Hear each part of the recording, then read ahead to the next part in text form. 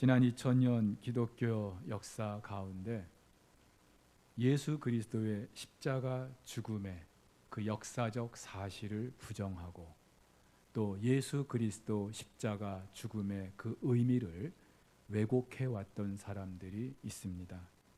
먼저 지난주에도 말씀드린 것처럼 예수 그리스도의 십자가 죽음의 그 역사적 사실을 부정하고 그저 그렇게 보였을 뿐이다 또는 신화에 불과하다 그렇게 말하는 사람들이 있었어요. 대표적인 기독교 이단 영지주의의 가연설이 그렇습니다. 그런데 예수 그리스도의 십자가 죽음이 역사적 사실이 아니라면 저와 여러분의 구원은 다 거짓말이고 뜬구름 잡는 것밖에 되지 않습니다. 한편 예수 그리스도의 십자가 죽음의 그 의미를 사회적인 정치적인 관점으로 해석하려고 했던 사람들도 있었습니다.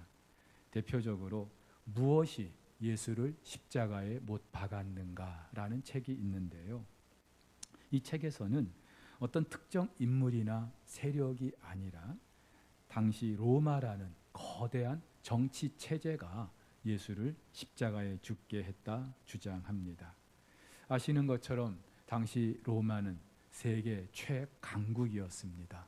그리고 그 로마의 황제는 각 지역마다 자기를 대신하여 통치하도록 총독을 임명했습니다.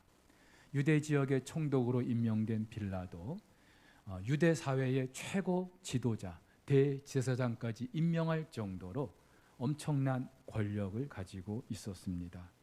대제사장 역시 당대 유대 사회의 정치적인, 종교적인 최고 지도자였습니다. 당연히 이 로마의 황제도 그렇고 총독도 그렇고 대제사장이나 산헤드린 공회원도 그렇고 현실 세계의 안정을 추구하던 그런 기득권 세력일 수밖에 없었습니다.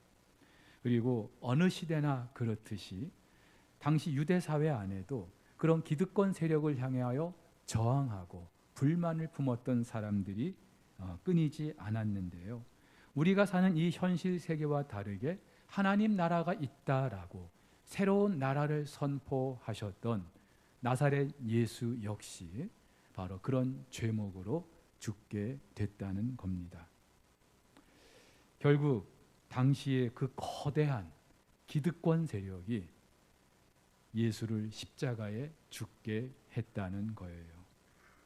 물론 한 사람의 생애와 죽음은 얼마든지 서로 다른 관점으로 조명할 수 있고 해석할 수 있습니다. 하지만 적어도 예수 그리스도의 죽음은 그렇지 않습니다. 나와 상관이 없다는 식의 제3자의 관점에서 그런 입장에서 조명할 수 없고 해석될 수도 없다는 거예요. 여러분, 예수 그리스도를 십자가에 죽게 한 것은 그 책 제목 따라 그 무엇이 아닙니다. 그 누가 예수를 십자가에 죽게 한 것입니다. 여러분, 그렇다면 예수를 십자가에 죽게 한 그 사람들은 누구일까요? 사도신경에 기록된 대로 빌라도입니까? 아니면 당대 유대의 종교 지도자들입니까? 아니면 상황에 따라서 돌변하는 무리들이었습니까? 아닙니다. 모두 아닙니다. 그리고 여러분 놀라지 마십시오. 예수 그리스도를 십자가에 죽게 했던 분은 바로 하나님이십니다. 모든 것이 하나님의 작품이었어요. 예수님의 십자가 죽음과 부활을 한편의 영화로 만든다면은 이 시나리오는 이미 창세 전부터 계획되어 있었고요. 이 영화의 주연과 조연, 엑스트라는 물론 사소한 소품 하나에 이르기까지 하나님께서 직접 택하고 고르신 것입니다. 반면에 아이러니하게도 사탄은요, 예수가 십자가에 죽지 못하게 하려고 했습니다. 여러분, 사탄은 하나님의 형상대로 지음받은 아담과 하와가 죄를 범하게 해서 하나님이 주고자 하셨던 영생을 누리지 못하게 했습니다. 그러나 하나님은 죄로 사망에 이르게 된 그들을 구원하시기 위한 계획을 세우셨어요. 사탄은 이 하나님의 구원 계획을 알고 있었기에 어떤 수를 써서라도 막아보려고 했습니다. 우리가 금요일마다 열왕기 상하를 통하여서 남북 이스라엘 역사를 다뤘습니다마는 북쪽 이스라엘은 그렇다 해도 남쪽 유다, 하나님께서 나단 선지자를 통하여 다윗에게 약속을 주셨던 나라입니다. 네 왕 위와 이 나라가 영원히 견고하게 하실 것이라고 약속하셨어요. 그런데 그 하나님의 약속은 단지 눈에 보이는 이 땅의 나라가 전부가 아니라 그 혈통에서 오실 예수 그리스도, 그리고 그분으로 말미암아 완성될 하나님 나라를 예표하는 것이었습니다. 사탄도 이것을 잘 알고 있었죠. 그래서 남쪽 유다의 역사만 봐도 다윗의 혈통에서 왕위가 이어지지 못하도록 얼마나 사탄이 갖은 방해와 계략을 사용했는지 잘 알고 있습니다. 하지만 사탄은 절대 하나님을 이길 수 없어요. 하나님의 계획을 막을 수도 없습니다. 결국 때가 돼서 하나님은 그 아들 예수 그리스도가 사람의 몸을 입고 이 땅에 오게 하셨습니다. 자, 그러자 이번에는 그 예수가 십자가에 죽지 못하게 하려고 사탄이 안간힘을 쓰고 있습니다. 우리 생각에는 아니 목사님, 예수님을 십자가에 죽게 한 이가 바로 사탄 아닙니까? 그런데 무슨 말씀을 하시는 거예요? 사탄이 가장 좋아하고 바라던 것 아니겠습니까? 여러분들이 그렇게 생각하실 수 있어요. 하지만 절대로 그렇지 않습니다. 사탄은 절대로 하나님의 아들이 죽는 걸 원치 않았어요. 그래서 무슨 수를 써서라도 막아보려고 했습니다. 오늘 본문에서도 이 사실을 우리가 알 수 있어요. 빌라도 법정에서 사형 선고를 받으신 예수님, 드디어 십자가에 죽게 되십니다. 이 십자가형, 사람을 산채로 나무에 매달아 놓고 서서히 죽게 하는 당대 최고의 가장 끔찍한 형 집행 방법이었습니다. 그래서 로마 사람들은 대화 중에라도 이 십자가 운운하는 걸 금기시했고요. 또 로마 정부도 자국의 사람들이 아니라 이방 사람들, 그것도 죄질이 아주 나쁜 사람들만 십자가형으로 죽게 했습니다. 자, 그런데 오늘 본문을 보면은요, 그 십자가에 달려서 죽는 것도 엄청난 고통이지만 그 과정에서 예수님이 받으신 그런 모욕과 수치, 십자가 죽음과 비교할 수 없는 것이었어요. 먼저 로마의 군인들로부터 그런 수치와 모욕을 받게 되십니다. 브라이도리온이라는 총독의 관저로 예수님을 끌고 갔던 로마의 군인들, 예수님의 옷을 벗기고 자색 옷을 입힙니다. 마태복음에는 홍포라고 돼 있어요. 또 머리에 가시관을 씌웁니다. 마태복음에서는 예수님의 손에 갈대를 쥐게 했다 말하고 있습니다. 당시 이 자색 옷은요, 황제나 귀족들이 입는, 왕족들이 입는 아주 고급스러운 옷이었어요. 또 머리에 가시관을 씌웠다, 한마디로 왕관을 대신해서 씌운 거예요. 손에 쥐어진 갈대, 왕들이 손에 쥐고 있는 금홀, 그것을 의미하는 것이었습니다. 그러면서 유대인의 왕이여 평안할지어다 경례하고 심지어 꿇어 절하기까지 합니다. 예수님을 진짜 왕으로 예우했던 게 아니죠.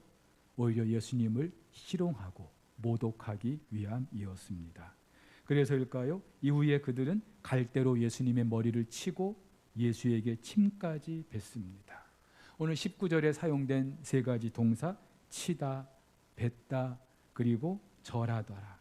이 모두 다 미완료 과거 시제로 동작이 아직 끝나지 않은 상태에서 계속해서 이어지고 있는 걸 말하는 거예요. 그런데 안타깝게도 이 과정에서 예수님이 하실 수 있었던 것은 아무것도 없었습니다. 근데 이뿐이 아니에요. 29절 30절을 보면은 십자가 밑에 그 무리들도 예수님을 희롱합니다. 모욕합니다. 어떻게 모욕합니까? 네가 성전을 헐고 사흘 만에 짓는 자야? 그렇다면은 네 손과 발에 박힌 못부터 한번 빼봐. 네가 무슨 구원자야. 네가 십자가에서 내려오면 우리가 믿어주마. 네가 이 백성을 구원하겠다고 웃기는 소리 하지 마. 다 거짓말이고 허풍에 불과하다. 여러분, 이 무리들은요, 예수님을 십자가에 못 박게 해달라고 소리 높여서 아우성쳤던 사람들이에요. 근데 정작 예수님이 십자가에 죽게 되자 머리를 흔들면서 조롱합니다.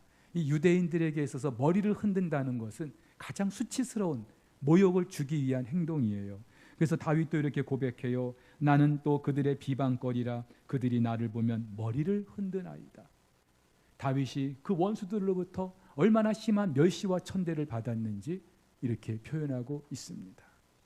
자, 그런데 종교 지도자들도 예외가 아닙니다.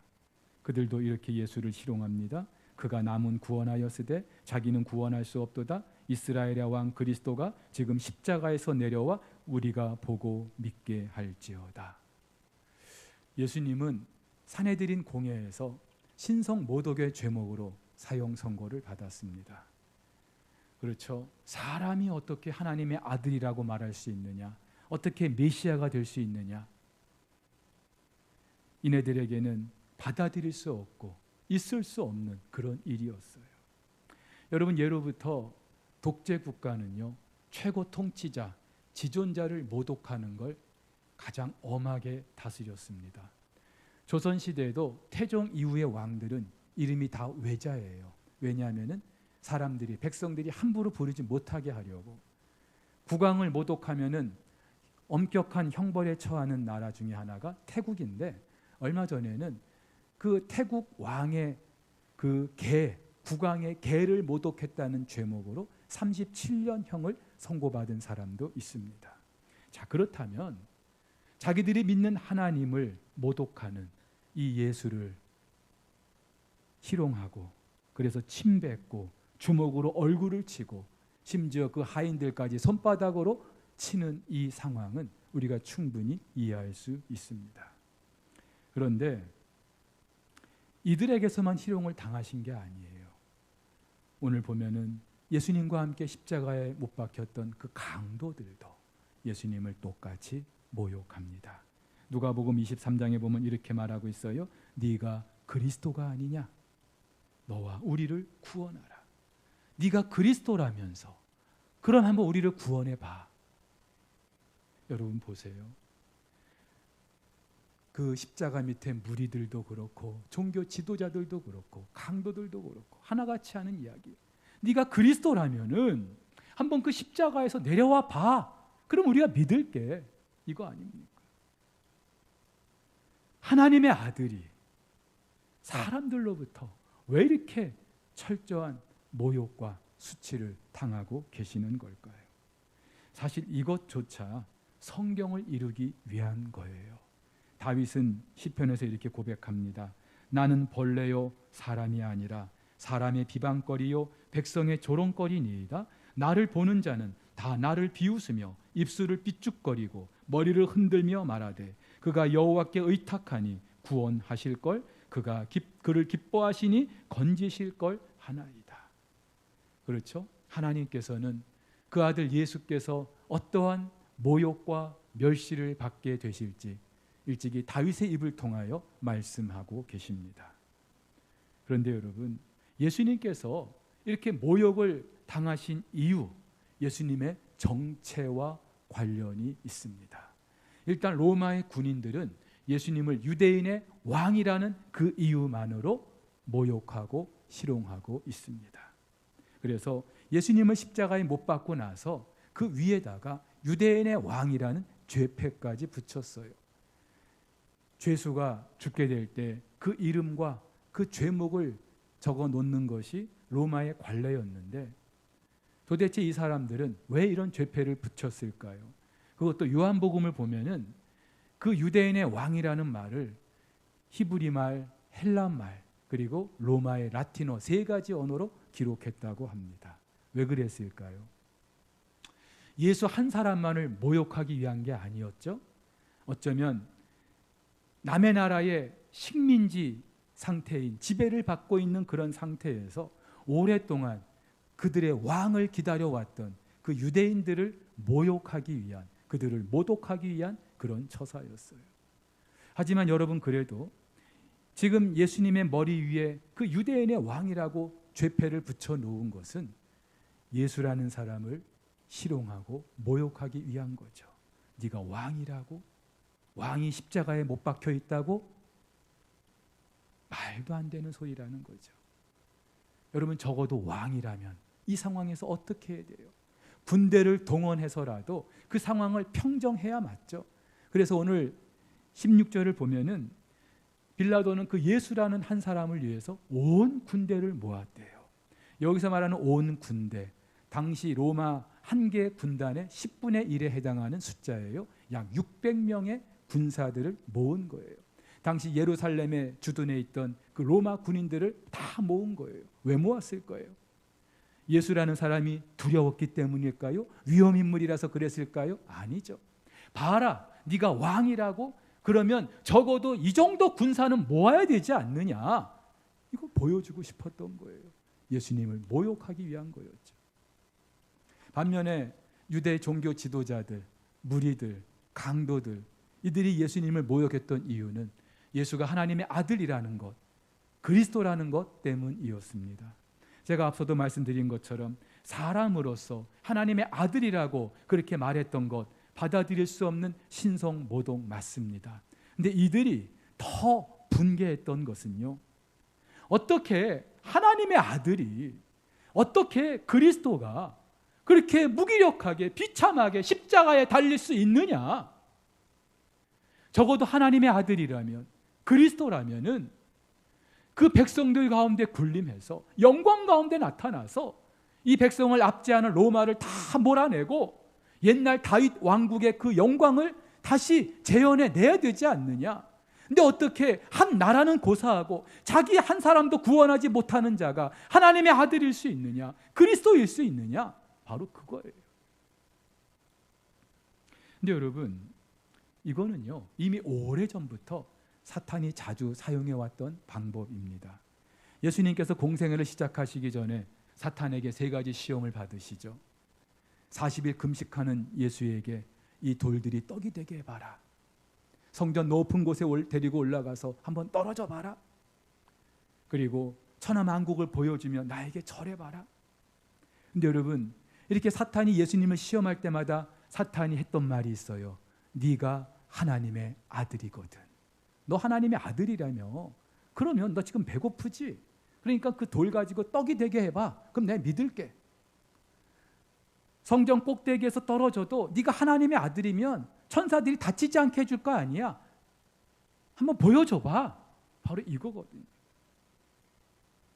여러분, 한마디로 하나님의 아들이라는 그 신분, 정체에 걸맞는 그런 권세와 능력을 한번 보여줘봐. 이거예요. 지금으로 하면은 어떤 말이 될까요? 너 예수 믿는다면서? 근데 왜 이렇게 가난하게 사니? 집 한 칸도 없이 사니? 네가 믿는 예수가 그렇게 살라고 하듯? 너 부자 되는 거 보면은 나 예수 믿을게. 예수 있다는 거 내가 확실히 인정할게. 너 예수 믿는다면서? 너 근데 왜 이렇게 병으로 고생하는데? 왜 그렇게 몹쓸 병에 걸렸는데? 예수가 살아있다면 그 암덩어리 떨어져 나가게 해주는 거 내가 보면은 내가 믿을게. 니네 가정 한평생 얼마나 그렇게 수고하고 애썼니? 얼마나 예수 잘 믿었다고 생각하니? 그런데 왜 네 아들, 딸 그렇게 시험 보는 것마다 뚝뚝 떨어지고 그 모양이야? 네 아들 시험에 합격하면 내가 믿을게. 인정할게. 이런 거예요. 여러분, 정말로 사탄은요, 예수가 누군지 몰라서 지금 이렇게 시험하는 걸까요? 아니에요. 잘 알고 있어요. 잘 알고 있어요. 근데 사탄이 가장 두려워하는 게 뭐라고요? 예수께서 십자가에 죽는 거예요. 온 세상을 사망에 이르게 하려는 자기의 계획이, 그런 계략이 물거품이 돼버리기 때문에. 그래서 어떤 방법을 써서라도 죽지 못하게 하는 거예요. 근데 물리적으로 사탄이 예수님을 죽지 못하게 할 방법이 없어요. 그러자 예수님께서 하나님의 아들이라는, 왕이라는, 그리스도라는 그 정체성을 언급하고 있는 겁니다. 과연 네가 하나님의 아들이라면, 네가 온 우주 만물의 왕이라면, 그리스도라면은 어떻게 그렇게 무기력하게 십자가에 매달려 있을 수 있니? 그러고도 어떻게 하나님의 아들이니? 그러고도 어떻게 네가 왕이라고 말할 수 있니? 이미 십자가에 달린 예수에게까지 온갖 모욕과 조롱을 쏟아 부으면서 예수님이 십자가에 죽지 못하게 하는 거예요. 근데 여러분, 우리도 다르지 않습니다. 우리 가운데 예수를 믿는 것이, 그리고 그 예수의 길을 따르는 것이 이 땅에서 잘 되고 성공하고 출세하고 복받기 위해서, 그것 때문이라고 생각하는 분들 계실 수 있어요. 물론 하나님은 그렇게도 하셔요. 제가 얼마 전에 우리 교회와 함께 태국 선교를 하고 있는 전주 양정교회 박재신 목사님과 통화를 하게 됐어요. 적어도 우리 교단 안에서는요, 누구 못지않게 선교에 앞장서신 분이에요. 어떤 사심을 품고 선교하시는 게 아니라 제가 곁에서 지켜보면 정말 순수한 마음으로 선교하고 계셔요. 오로지 하나님 기뻐하시는 일이기 때문에 자기는 이 일에 수고하고 있다, 그렇게 말씀하셔요. 근데 얼마 전에 한 무명의 권사님이 이 목사님에게 부여의 그 기도원 부지 24,000평을 무상으로 기증하셨다는 거예요. 그래서 이 목사님 하시는 말씀, 내가 이렇게 하나님의 일을 한다고 나는 이 땅에서 하나님께서 그걸 다 갚아주실 것을 기대하지 않았는데, 오로지 하늘의 그 상급만 바라고 내가 충성했는데 하나님이 이렇게 이 땅의 것으로도 갚아주신다라고 그렇게 말씀하시는 걸 들었어요. 물론 그렇다고 이 목사님이 그 땅을 자기 개인의 용도로 쓰실 분은 아니에요. 그것 가지고도 더 왕성하게 선교 사역을 하실 분이에요. 근데 왜 그런 말씀을 하셨을까요? 이 땅에서 저와 여러분의 그 어떤 수고와 헌신 하나님이 다 알고 계신다는 거죠. 그리고 경우에 따라서는 이 땅의 방법으로도 우리에게 복을 주신다는 걸 말씀하기 위함이었어요. 근데 여러분, 중요한 거는요, 그게 전부가 아니라는 거예요. 그것 때문에 우리가 예수 믿는 게 아니라는 거예요. 하나님은 반드시 또 그렇게 우리에게 복 주시는 분이 아니라는 말이에요. 만약에 우리가 그런 목적을 가지고 예수를 믿고 그런 목적을 가지고 예수의 길을 따른다면은요, 그 순간부터 기독교는요, 기복 종교로 전락하게 될 거예요. 만약에 저나 여러분이 그렇게 생각하고 예수를 믿는다면 우리는 얼마 가지 않아서 실망할 거예요. 어라? 예수 잘 믿으면 잘 될 줄 알았는데, 복 받을 줄 알았는데 왜 이 모양이지? 실망하게 될 거예요. 그리고 이 땅에서 남들처럼 출세하고 성공하지 못하면 내가 혹 예수를 잘 못 믿어서 그런가? 그렇게 착각하게 될 거예요. 여러분, 만약에 예수님께서도 그렇게 생각하셨다면 예수님 십자가에 죽지 못하시죠. 달리셨어도 당장 내려와서 그 사람들을, 당신을 십자가에 못 박았던 사람들을 혼내주셔야 맞는 거죠. 실제로 페루 출신의 예술가 보리스 발레조라는 사람은요, 십자가에 달린 그 예수를 마치 람보와 같은 근육맨으로 묘사해서 그려냈어요. 보기에도 우락부락한 그 근육질의 남자가 십자가에 달려있고 그 힘으로 십자가를 다 부숴버리고 내려와서 자기를 십자가에 못 박은 그 사람들, 욕했던 그 사람들 다 혼내주는 그런 사람들의 심리를 반영하고 있는 그림이에요. 근데 여러분, 아쉽게도 예수님은 그렇게 하지 않으셨어요. 이유가 뭘까요? 하나님의 아들이잖아요. 왕이시잖아요. 그리스도시잖아요. 근데 왜 그렇게 하지 않으신 걸까요? 몇 가지 이유가 있어요. 첫 번째는요, 하나님의 뜻에 순종하시기 위함이었습니다. 하나님은 성부, 성자, 성령 삼위로 계셔요. 이 삼위 하나님의 위격은 달라도 그 능력과 영광은 동등해요. 그렇다면은 아들 예수가 아버지 하나님께 무조건 순종할 필요가 없겠죠. 그런데 아들 예수님은 아버지 하나님께 순종하셨어요. 심지어 하나님이신 당신이 사람의 몸을 입고 심지어 이 땅에서 십자가에 죽는 것까지 순종하셨어요. 그렇죠? 예수님께서 십자가에 죽으신 것은 철저히 당신을 보내신 하나님의 뜻에 순종하기 위함이었어요. 그래서 히브리서 기자는 이렇게 말합니다. 그가 아들이시면서도 받으신 고난으로 순종함을 배워서 온전하게 되셨다고요. 또 바울도 말합니다. 사람의 모양으로 나타나사 자기를 낮추시고 죽기까지 복종하셨으니 곧 십자가에 죽으심이라고요. 자, 그런데 그 하나님의 뜻이 무엇일까요? 그것은 바로 인간을 구원하는 것이었어요. 하나님께서는 그 아들 예수에게 그 예수의 충성심을 테스트하기 위해서 십자가 지라고 한 게 아니에요. 십자가의 죽음으로 말미암아 하나님 당신이 이루고자 하시는 일, 인간을 구원하시기 위한 그 엄청난 사역을 이루기 위함이었어요. 예수님께서도 그걸 알고 있었어요. 그래서 기꺼이 십자가를 지셨던 거예요.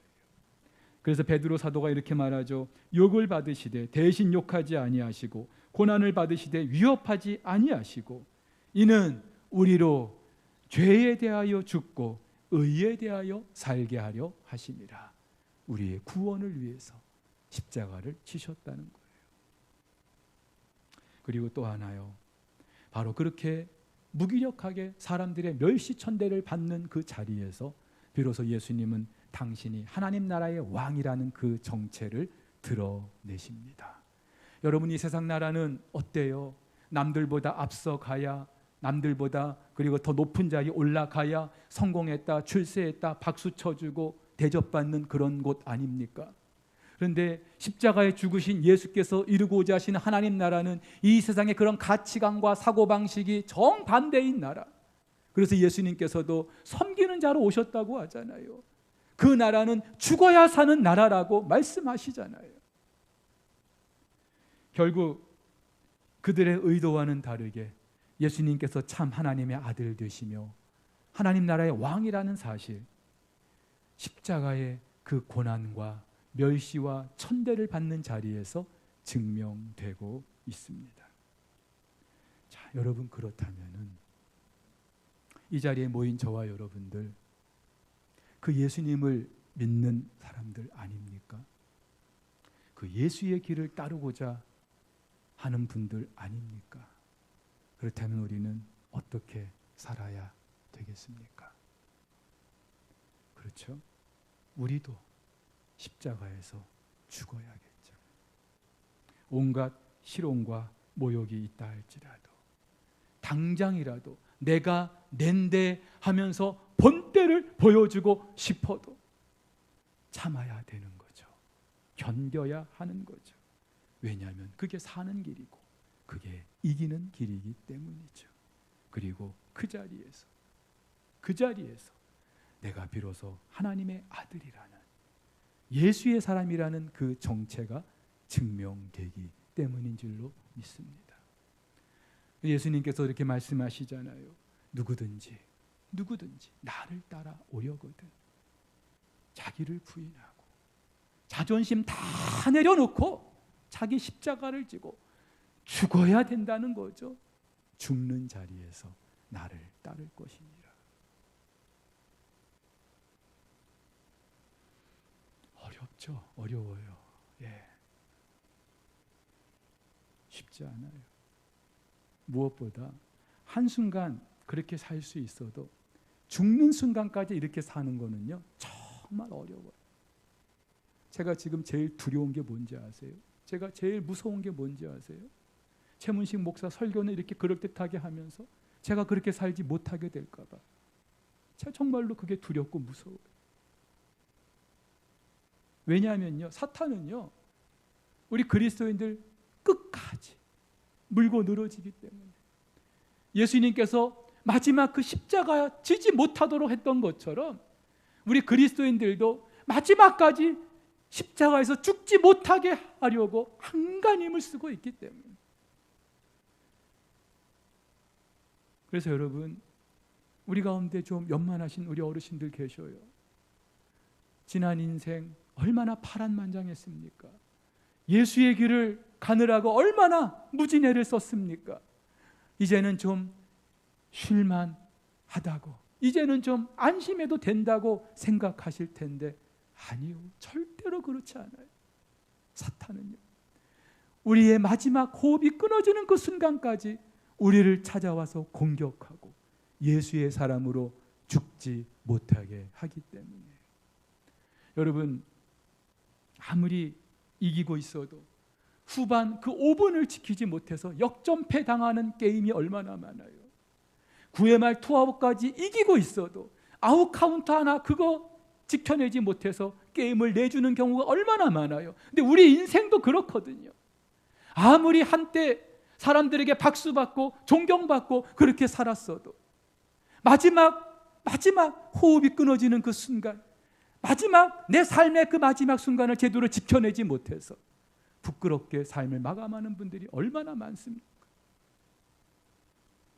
지난주에 수영로교회 정필도 목사님 하나님의 부르심을 받았어요. 82세에 아직 아쉬운 연세에 병원에 입원하신 지 얼마 되지 않아 급작스럽게 하나님의 부르심을 받았습니다. 잠시 동안이지만 목사님 밑에서 목회를 배우고 또 사역할 수 있는 기회가 있었기에 목사님이 어떤 분인지 잘 알고 있다고 생각했어요. 그런데 장례를 치르면서 목사님이 이런 분이었구나 제가 다시 알게 됐습니다. 그렇죠? 누가 뭐래도 한평생 하나님의 영광을 위해서 온 몸을 불태우셨던 분이에요. 세상 영광과 명예가 아니라 오로지 하나님의 뜻을 이루어 드리는 일에만 집중하셨고 그 일을 위해서 사셨던 분이에요. 현역에 계실 때도 그랬고 은퇴하셔서도 그렇고, 근데 마지막 하나님의 부르심을 받는 순간까지 그러셨어요. 돌아가시던 지난 월요일 아마도 하나님의 부르심을 아셨는지 병석에 계속 누워 계시다가 가족들에게 나 좀 일으켜 달라고 하시면서 마지막 그 안간힘을 써서 일어서서 하나님께 마지막 기도를 드리셨다고 합니다. 목사님의 마지막 유언 기도였어요. 우리 잠시 듣도록 하겠습니다. 주님이 더 크게 우리를 쓰실 것입니다. 적당히 생각하지 말고 확신을 가지고 믿음으로 살아서 신앙 과거에 사랑한 것보다 10배 이상 열매가 나타나고 능력이 나타나고 오늘 열매가 일어나게 될 줄 믿습니다. 한순간 안속 하나님께 영광 돌리며 더 능력 있는 하나님의 성령의 그리스도의 정말 능력의 성령의 종이 되어서 그 놀라운 일어나는 우리 모두가 될 줄로 믿습니다. 예수님의 이름으로 확실히 선포합니다. 감사합니다. 이 일에 동참해 주신 여러분, 또 우리 식구들 그대로 믿음을 가지고 그대로 열매 맺고 그대로 쓰임받는 나와 함께 일한 주의 종들이 될 줄로 믿습니다. 예수님의 이름으로 기도합니다. 아멘. 마지막 순간까지 이런 기도를 드리실 수 있는 목사님이 참 귀하다고 생각합니다. 근데요, 사실은요, 마지막 순간까지 그렇게 살게 하신 하나님의 은혜 때문이죠. 목사님이 대단한 것도 있으나, 그러나 그 목사님을 마지막 순간까지 그렇게 붙들고 계시는 하나님이 하신 일인 줄 믿습니다. 여러분, 그렇다면은 이제 저와 여러분들의 기도가 좀 바뀌어야 될 것 같아요.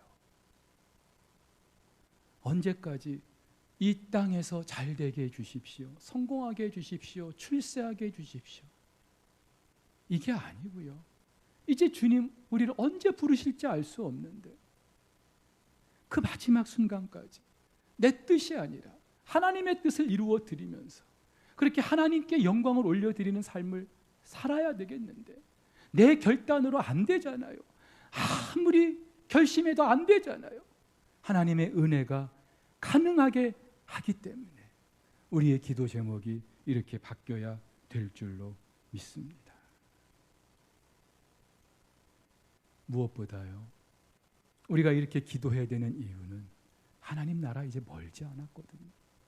그리고 그걸 사탄이 잘 알고 있기 때문에 무슨 수를 써서라도 마지막 순간까지 우리를 넘어지게 할 것이기 때문에, 그렇다면 저와 여러분의 기도는요, 정말 몸부림하는 그런 기도가 되지 않을 수가 없는 거예요.